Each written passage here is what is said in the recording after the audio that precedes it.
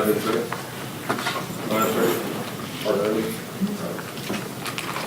Cyberbullying should not be a criminal offense. Some observations on this topic. According to the Princeton Law School, to be prosecuted, cyberbullies must use technology such as text or the internet to engage in repeated behaviors with the purpose of causing emotional distress to be harassed or annoyed. While many aspects of cyberbullying are already subject to punishment under current laws banning stalking and harassment, the inherently vague definition of cyberbullying necessarily restricts legitimate speech. Condition 1. A cyberbullying statute would be arbitrary and subjective. Cyberbullying necessarily varies on an individual basis. What many will perceive as a lighthearted joke, others will perceive as a serious threat. Thus, the violation of a cyberbullying statute is entirely dependent upon how the victim happens to feel, as opposed to the tangible impacts seen with other crimes such as rape, robbery, and murder. Thus, a cyberbullying statute has the potential to be extremely arbitrary. According to the Center for Legal and Judicial Studies, criminalizing cyberbullying contains all the hallmarks of overcriminalization and illustrates all the common consequences, such as the decline of mens rea or guilty mind requirements as a protection against unfair criminal liability, the arbitrary nature of non-criminal offenses that provide citizens with no notice that their conduct may be illegal, and extremely broad liability that threatens to make ignorance of citizens criminals.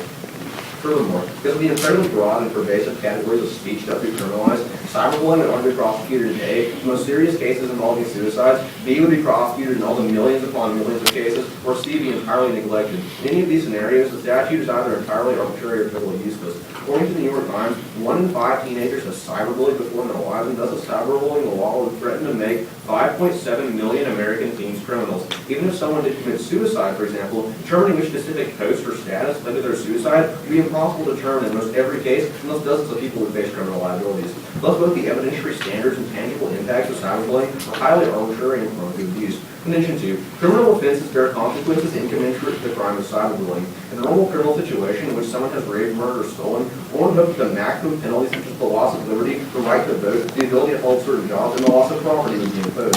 A heinous crime deserves commensurate punishment. However, in the case of a cyberbullying statute already shown to be arbitrary, ordinary citizens who happen to post legitimate discourse to which someone happened to take offense will be subject to these rigorous punishments. For example, according to the American Journal of Sociology, merely having a criminal record reduces the chances of getting a call back from a job interview by 50%, thus vastly reduces the chances of even getting that job at all. Jail time or losing the right to vote would further simply disenfranchise troubled minors.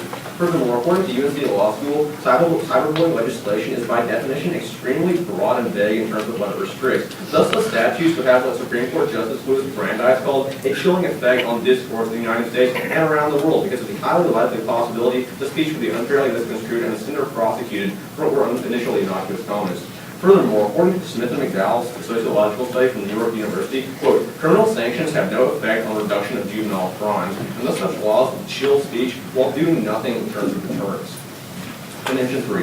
Cyberbullying laws pose a threat to the right to freedom of speech. Existing statutes against slander, libel, harassment, and stalking, which have been tested in thousands of cases, could easily handle legitimate threats on the internet without infringing individual rights.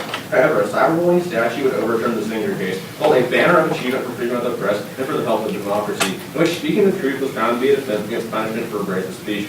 Even if one were speaking the truth, under the legal requirements for a cyberbullying prosecution, if someone happened to be emotionally hurt, the offender could face serious criminal repercussions. A cyberbullying statute would also have dramatic consequences in terms of restraint of the press. Legally speaking, internet journalists who continuously lampoon Tiger Woods will be prosecuted for cyberbullying. According to the Washington Examiner, quote, a blogger like Emil Zola, the courageous writer who exposed an anti-Semitic witch hunt a century ago, and the infamous practice affair through his repeated and vehement public denunciation of public officials, will be subject to prosecution as a cyberbully if he had used the internet instead of his newspaper.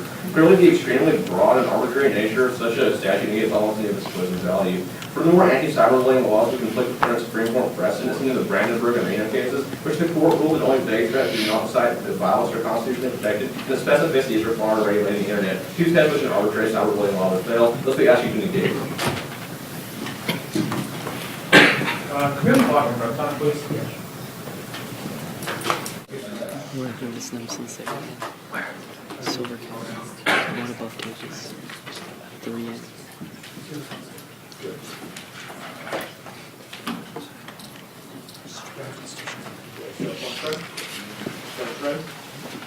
We affirm result. Cyberbullying should be a criminal offense. Black's Law Dictionary defines cyberbullying as the use of information and communication technology to support deliberate, repeated, and hostile behavior by an individual group. It is intended to harm others.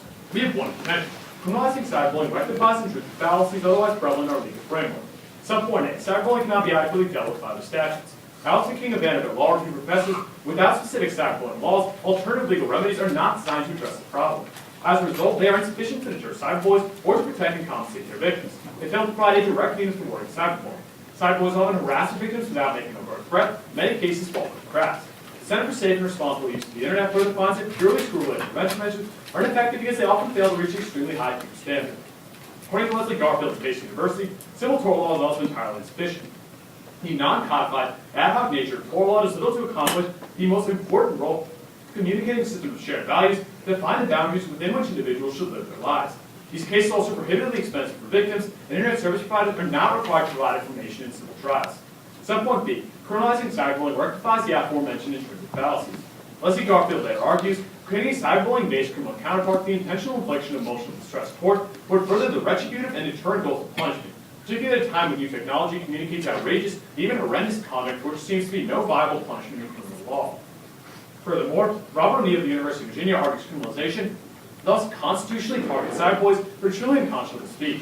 The cyberbullying research center outlines that a few states, such as Idaho, do have existing laws to make cyberbullying a criminal offense. Moreover, they do so with logistical efficacy. Furthermore, as delineated by the Washington University Law Review, with legitimate purpose and constitutionally protected action provisions in place, criminal laws covering all three forms of cyber victimization can be upheld, because it's well established that the right to free speech is not absolute. It leads to a singular impact. Criminalization provides immediate and long-term relief from cyberbullying. Allison King argues the anonymity, permanence, and range offered by the Internet often make cyberbullying more uniquely harmful than regular bullying. Victims of cyberbullying are often largely free of other forms of bullying. The International Journal of Cybercriminology found 64% of youth who are bullied online are not being bullied at school. Basic neuroscience reveals that in cyberbullying, amygdalic neurochemical changes manifest a series of physiological reactions in response to emotional trauma, creating a series of diagnosable effects. The Cyberbullying Research Center reports that cyberbullying victims are 1.9 times more likely to commit suicide than those who aren't cyberbullied. Furthermore, UCLA psychologists outline a subsequent 1-point increase in the 4-point bullying scale as a result of cyberbullying was associated with a 1.5-point decrease in GPA for one academic subject. Finally, the Journal of Adolescent Health finds 27% of youth who have been targeted online for cyberbullying carried a weapon to school at least once, demonstrating the association between electronic aggressive victimization and a range of psychosocial difficulties. The harms of cyberbullying are severe. First, criminalization provides immediate vindication by enabling law enforcement to instantly step in and correct the power imbalance back against an arbitration mechanism, reports Iowa State University. Second, Leslie Garfield addresses that criminalization psychologically demarcates the lines between the immoral and the moral pertaining to cyber communication, institutionalizing morality and functioning as a relatively effective deterrent. Research from the National Crime Prevention Council reveals that 47% of teenagers thought cyberbullying happens because the cyberbully doesn't perceive any tangible consequences. An empirical study by the International Journal of Cybercriminology reports that clear rules with enforced penalties were effective at reducing incident rates. The Illinois Attorney General Office further corroborates that youth noted that arrest was likely the most effective deterrent, while school-led zero-tolerance efforts were invariably perceived as ineffective. Thank you. For the aforementioned reasons, we strongly urge you to vote no.